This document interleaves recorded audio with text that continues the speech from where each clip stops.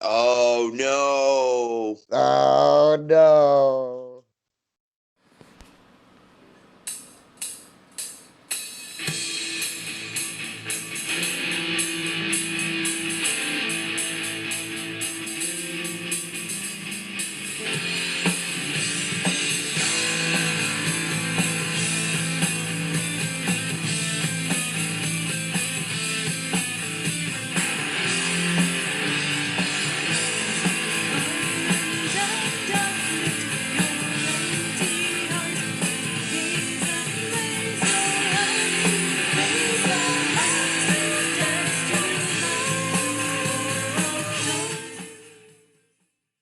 Hey guys, welcome back to Buds with Buds. This is our fifth episode.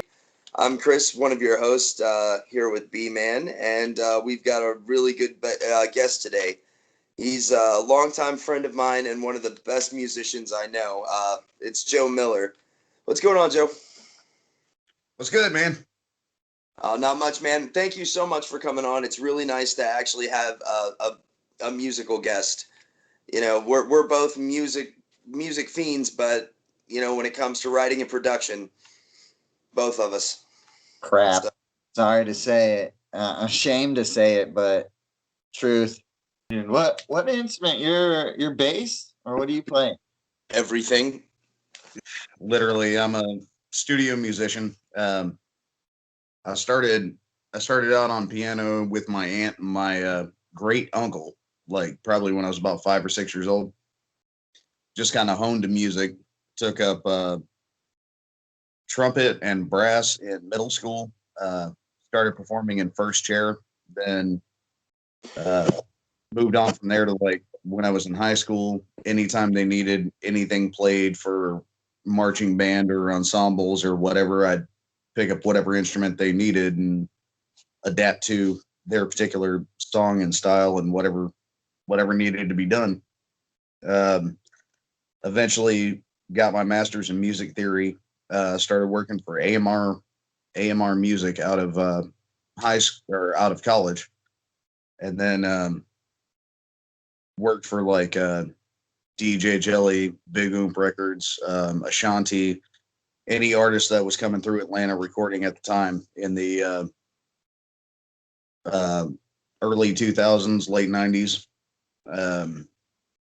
Just and any studio set or live set I could sit in on just to learn, improvisation and hone my skills. I did. Oh yeah, man. Damn. Oh, what's your main instrument like when you guys are fucking doing shows and shit? When we're doing shows, I try and play rhythm guitar because I know so many other lead guitar players that are way better than I am. Honestly, I just like composing. I hear the music in my head, getting it from my head to paper to recording is like I don't have to take on any more of the stress of hearing more and more pieces of music in my head at the same time. There was a time a couple of weeks ago. He made a post on Facebook. He's like, "Can anybody send me anything with odd time signatures, please?" And I sent him some stuff, and I was like, I sent him some Tool, and I sent him some Tesseract, and I messaged him, and I was like, "Is there any reason specific? Where's this coming from?" And he was like, "I don't remember exactly what it was, but the fan was making a specific noise in a certain time signature. There, something else was doing it in a different time signature, and he's trying to work out polyrhythms from like just sounds around the house that happen to be going on at the same time in different time signatures." It was like two different metronomes at the same time, but neither one of them were intentional. And as they were both going off, I could hear some music between them. So I eventually narrowed it down to what was it? A 7/8 time signature and a switch on every 12th bar, which was just fucking insane. But it worked. It was like fucking Dream Theater coming together. All from the fan and the refrigerator compressor. That's what it was. I couldn't remember. It was, yeah, I thought there was something else thrown in there too. And he's like, "Yeah, I could just hear the music. I could hear exactly what I wanted to write in between." like you said a minute ago, and I was like, all right, this is too much for me. I love music, and I wish I could think it the way you do. He's one of the few people that, you can literally name a band, and odds are he can rip a song right out of his head. No joke, like well enough to play it all the way through. So it's really a treat. Yeah. And you're the only other person I know that likes metal as much as we do. So I mean, God knows how long this conversation is going to go on for. It could go for a minute. Until Absolutely. the COVID's over, we can go to a show again. Oh, Jesus almighty. Don't even get me started on that, man. What was the last show you went to, Joe? I think the last show I went to was the last Iron Maiden show here up in Atlanta. That's a good one. What about you, B? Nice. Oh, fuck. I don't. They all blend together. I don't know. I'll have to think on that. Might have been. No, I think it was Static X and Dope. Yeah, I think it might have been for you. That's definitely Joe. I'll tell you, Zero did. Right there, man. What's that? That's a long time ago right there, isn't it? No, it was with Zero. It was for the 20-year anniversary of Wisconsin Death Trip. Zero's the singer that they finally replaced Wayne with, and he did good. I believe they dubbed Wayne's vocals in there a little bit because, Wayne Static's vocals are so unique, bro, that like when you hear it, I don't think dude was doing his voice perfect. I think it was dubbed a little bit, but he did a good job. Shouldn't say replaced Wayne with, should say had somebody fill in for Wayne. I agree. That's one voice. When he died, that was, we lost an icon first and foremost, but we also lost a really original voice. So good fill-in probably would have been old buddy from Power Man 5000. Spider 5. Spider 1, isn't it? Spider 1, that's right. I wasn't really a big Power Man fan. We discussed this in a previous episode. Chris is a lame body and doesn't like Power Man because their album had a theme to it or something stupid like that. No, it was just that it was kind of overdone, but I'm gonna have to trash you a little bit on that one, B. Joe, you're talking to a man who does not like Tool. Don't give a fuck. I stand by it. Now, I'll give it to him. I'm wearing him down. It's taken me 22 years, but finally I can get him to listen to some. And I take that back.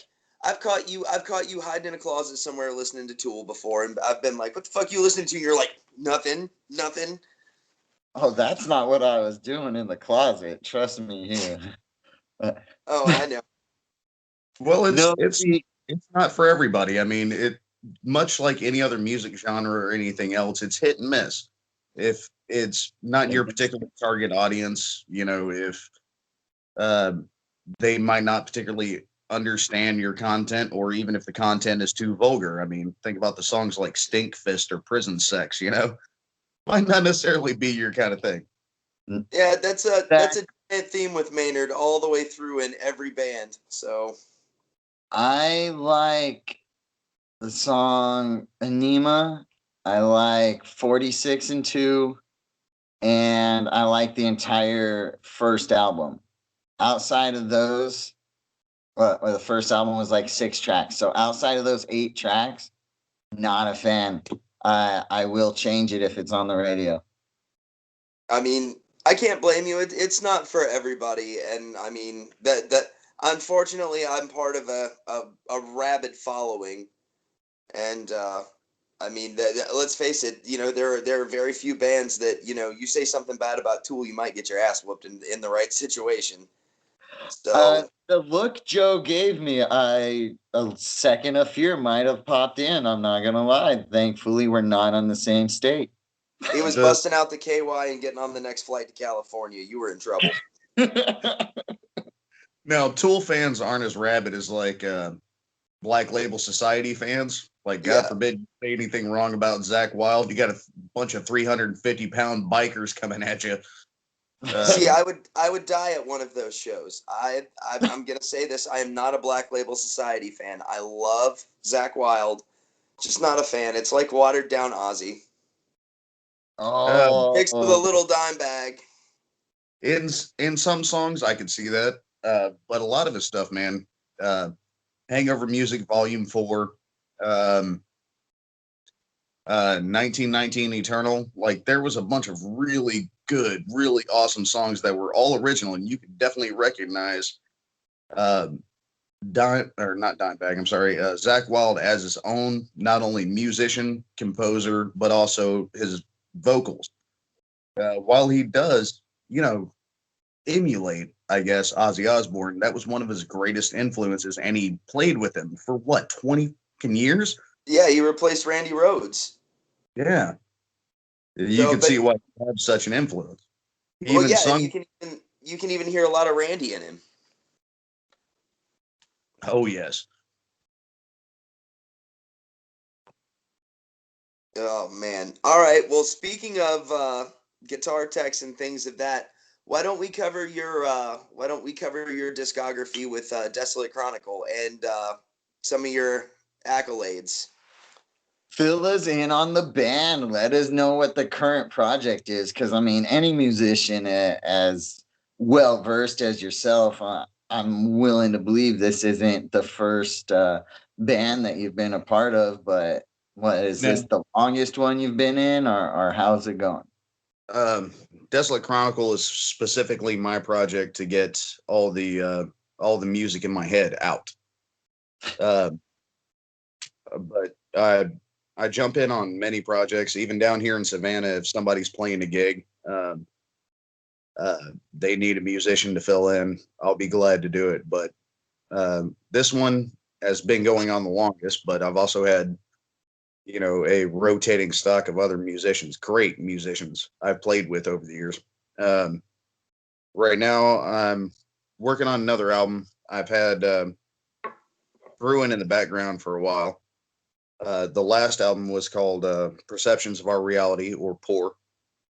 And it was mainly based on a catharsis for me for our current political standpoint and the way people are just ignoring, you know, poverty, sickness, people dying in poverty, you know, all the injustices we see on a regular basis. And it was just my way of not wanting to be so angry about it, but just to get out my feelings.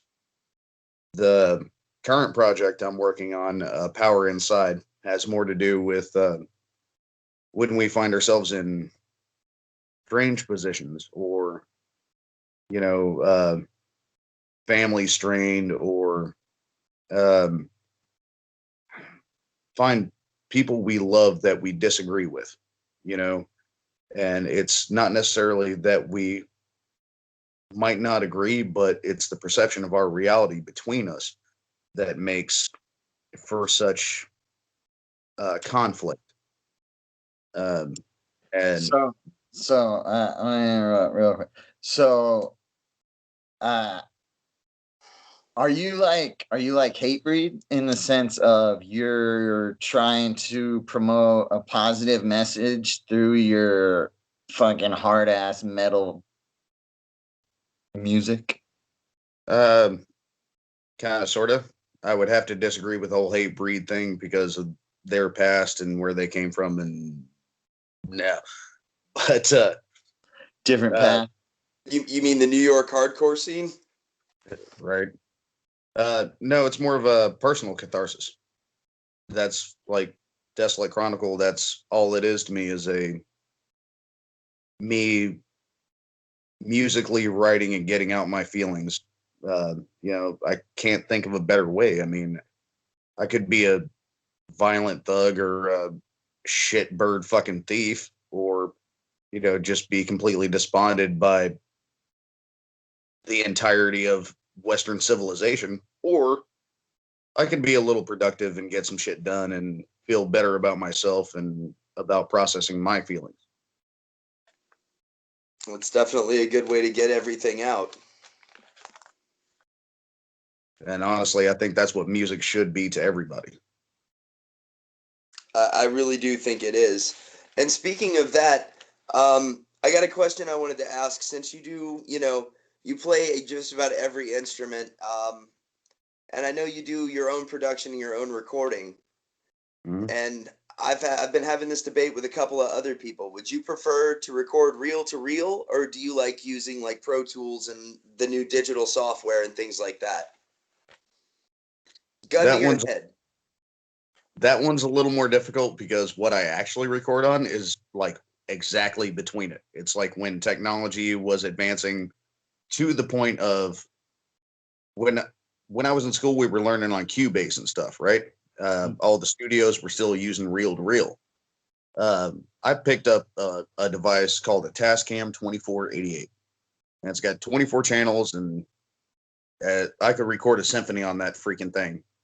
But it's still digital, but it still has all the great analog features. And honestly, since it doesn't have any lag in between, it still has the warmth and presence of like a reel to reel. That's awesome. So Never so you even don't heard of that device. I have, but only because of Joe. Isn't it somewhat of a rarity these days? Yeah, you can probably find one for like, I don't know, 2 grand or something maybe. Uh, but yeah, they're fewer and far between. Like this one's still got a CD burner on it.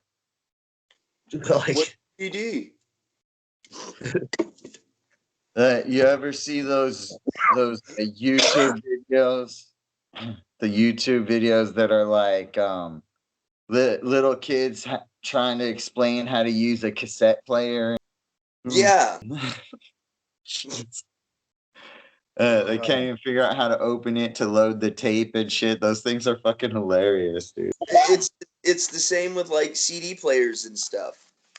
I mean, if you think about it, like all we had to do was like put a disc in, close the lid, and hit play. If you want to get down to brass tacks, the kids now have to turn on the phone, open the app, sign into all kinds of crap. They have to do way more, and they can't figure out how to get a tape into a tape player. Like it shows a total change in times from something that's simple and mechanical into much more complicated processes. well, I mean, even the age of digital technology, when we were fading out, electromagnetic tapes, which had recorded preset sounds to them, versus the digitized CDs. That was huge leaps and bounds between one and the other. And when they started digitizing it and to MP3, it's still programmable code. You know, it's it's just constantly moving forward. Technology will not stop. It seems like Pro Tools has been hanging around for a long time. That and some of the older programs like Reason, and I know a lot of guys that still use Fruity Loops for certain things, and it's like those were the same programs that I was using back in the like early 2000s, recording stuff in a basement. Oh, a lot of those programs have constantly updated, kept up with not only new trends but new programmable apps, samples, and have been able to stick in there for that long.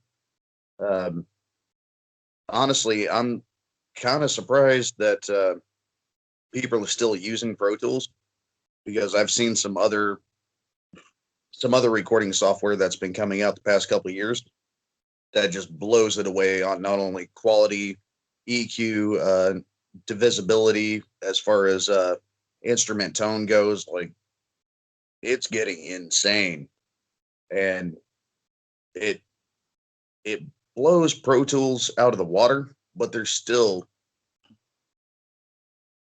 so much more that can be done, and it's a less expensive program, more adept, and takes up less hard drive space. Like I don't know how much longer they're going to be able to hold in there. That actually kind of pushes me on to our next question with the quality. would you rather have, like, you lose some stuff in digital range, where if you've got a good set of old vacuum tube speakers and a good vinyl player and a good needle, I mean, you can hear things. It's low fidelity, but you can hear things that you don't hear in the digital range. So again, gun to your head, I mean, do you prefer to have lower fidelity but catch little nuances in the music, or do you prefer to have it perfected and digitized out? Hmm. Honestly, that would all depend on production, how well they were produced. But I prefer a vinyl, honestly, just because of that warmth and presence that it brings. Um, Tubes are kind of hit and miss. Depends on your climate, the humidity. Um, I rocked with the tube guitar amp for years, man. We were sponsored by PV, and the PV Triple X was all I used. I didn't even have any effects on it other than a compressor. That was the only thing I used. And I love the sound of a vacuum tube amp turning it on. You know the difference immediately, that little pop right after you turn it on. Yep, yeah, you know it too, Brian. I had an amp that used to do that. I'm terrible at playing guitar. At best, I could say I was a half-ass at understanding bass. But yeah, I know exactly what you're talking about. That noise when it clicks on it. Man, it's something in people that listen to music too, but I know in musicians too, when they hear that sound, it's like somebody ran a little bit of electricity through you. It's like, oh shit, it's about to be music made. But then again, I found a bunch of amps that can reproduce that sound quality without having to worry about being out on the road blowing a tube. Where's the nearest music store? Where can I find a Slovak 75 power tube? Do they even make the tubes anymore, or is it just what's in circulation? No, they definitely still make tubes. There are so many amps that still use tubes that yeah, both the power tubes and the coil tubes, like they're still in production. That's awesome. That's incredible. And speaking of music, tell us a little bit about the writing process on the new album and how many albums you have before. We have 12 albums. Jeez. Spanning how many You were at years? like 5. Damn. Well, this is, like I said earlier, this has been my catharsis. Hang on a second, guys. Sure. As I said earlier, this has been my catharsis. So I've been writing for since I was 16, so over 20 years worth of music. Oh, just aged yourself. I fucked up. Yeah. You're old. Dude, I've got an AARP card. Shut up. Oh, this man is old. I get mine next year. Does it take one little blue pill? Or are you up to like 2 or 3? Dude, I've been doing groupies for years, so it doesn't take anything for me. The wind could blow the right way, and I'm like, But he still takes the whole bottle anyway, so he can last for hours. Dude, I took one in high school on a dare, and that shit's no joke, man. no, apparently it's not. So the writing process, though. Oh, So no, the I have writing- that problem. The writing process used to be I would find a particular new chord structure or rhythmatic pattern or something like that, and I would write around it. And much like an opera or something, I would try and keep every piece in the same key per album. But this album's been a little weird because I've been stretching everything I do as far as musically, rhythmatically,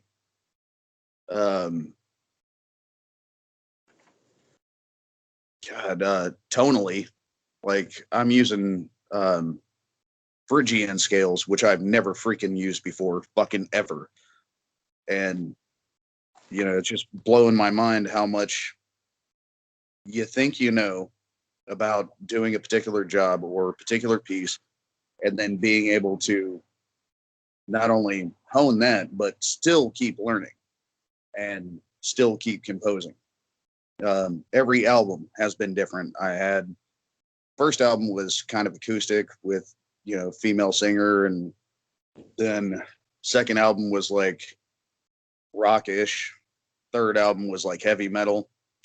Fourth album was techno.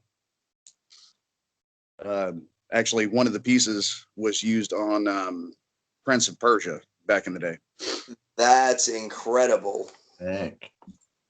It was just I was able to sell some of my stuff, and so to be held down to any particular genre, no one can do it because all my fucking albums are different. The next album is going to be definitely heavy, in the vein of Trivium and Megadeth. Very nice. You have my attention, sir. Please continue. Well, our great prophet, Dave Mustaine, peace be upon his name. A lot of the stuff that he wrote for Dystopia, it seems more like a prophecy than it did, just an album of fantasy or whatever. And a lot of it has come to pass. And that's eerie in its own right. And then you go back and you look at some of his other stuff like Hangar 18, and then you read the FBI files that recently got declassified, and then you read, The Right to Go Insane. Like his lyrics were more prophetic than I think even he fucking realized. Yeah, and that's how it can be sometimes, like so, some of the things that we're seeing happening that were spoke of back in the day, but no one actually thought it was going to be some kind of fucking reality, Although one thing I got to complain about, I'm going hard left turn right here. Hoverboards. I'm sorry. A hoverboard is a motherfucking skateboard without wheels. It is not two wheels that I can't even fucking balance on. It's these damn kids these days. Everybody gets a trophy. They don't have their hoverboard, so god damn it, they're gonna make it a hoverboard and call it a hoverboard. Bullshit, and it doesn't count. Sorry. Agreed. Well, we'll swerve back onto the road here now. Hey man, that's like your opinion, man. That's like my opinion, man. We should totally be Marty McFly by now. God damn it. Dude, I just want a fucking jetpack. That's all I fucking want. Smoke a joint, fly around all day. There'd be no need for a job. I would cease to be a functioning member of society. Dude, you can get a jetpack. Have you ever watched oh fuck, what is it? Eastbound and Down. Yeah, I've seen we own them all. I've only watched like the first season. Dude, it's fantastic. But point being is in like season 3 or whatever, him and the other guy that he works with, they got fucking these giant jetpacks, but they work with water. So there's a huge hose that hangs down into Yeah, I've seen those. They go on like the back of jet skis or whatever, and they like shoot up in the air or whatever. I'm going with you on my last statement. Your statement on the hoverboard. Fuck you doesn't count. That's not a jetpack. All right, I can't argue with that. I mean, it's frustrating. I just want a jetpack. You hit a button, but I guess that's what we have weed for. I want one of those tubes like in Futurama where I can just be like, hey, take me to Madison Square Garden. Or Radio City Mutant Hall. Yeah. All right, well, I think we're getting a little bit late on this episode, so definitely want to get you on another one as soon as possible. We're going to have to cut this one off, but this new segment that me and Chris wanted to do We are enjoying this one. We want to find out, everyone in the conversation, what is the last song you were listening to on your streaming program? Gotcha. And the reason we play this is because at some point we're gonna be having one of those days and listening to one of those bands that we would never admit that we listen to, and we're gonna get caught with our pants down. Luckily, that's not me tonight. So, Joe, Mine what's was on your good. streaming service?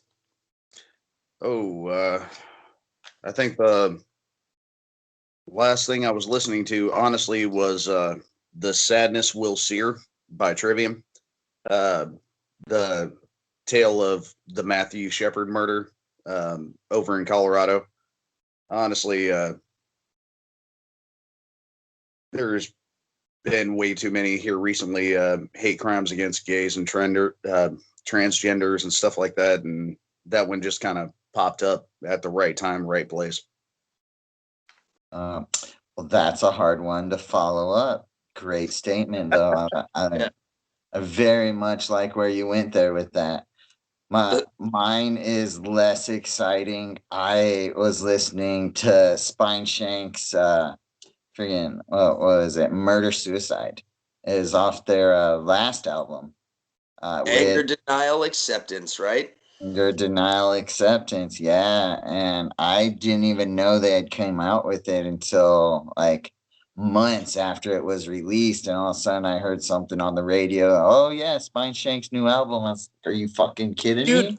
I called you the day it came out. This is why you look at your YouTube shit. I sent it to you the day the album came out on YouTube. Dude, you send me like 4 YouTube videos a day, bruh. I gotta work, man. No. Hopefully No. not for too longer. Hopefully this takes off for you guys. That's a good point. We really Thank- hope so too. And by the way, definitely give us your feedback. We want to hear how we're doing and what kind of shit you guys want to hear about. Also, Joe, since we're getting a little late on time, can you please give us links to your merchandise, your music, and social media, please? Yes, I can. They should be listed below, but Desolet Chronicle on any streaming service. You should have at least 3 albums. I'm still working out with the prior label on how to get the rights to my earlier music and get it posted too. Hell yeah, man. Well, Joe, thanks again for coming on the show. You guys stay high, take care of each other, and we will see you next time. Later, guys. Deuces. Fuck you. No, fuck you, buddy. Come on. Fuck you, buddy.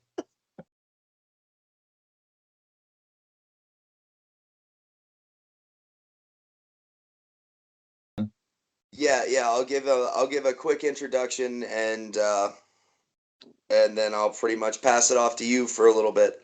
So, count us in. Oh, that was directed at me. Okay, we'll go in 5, 4, 3,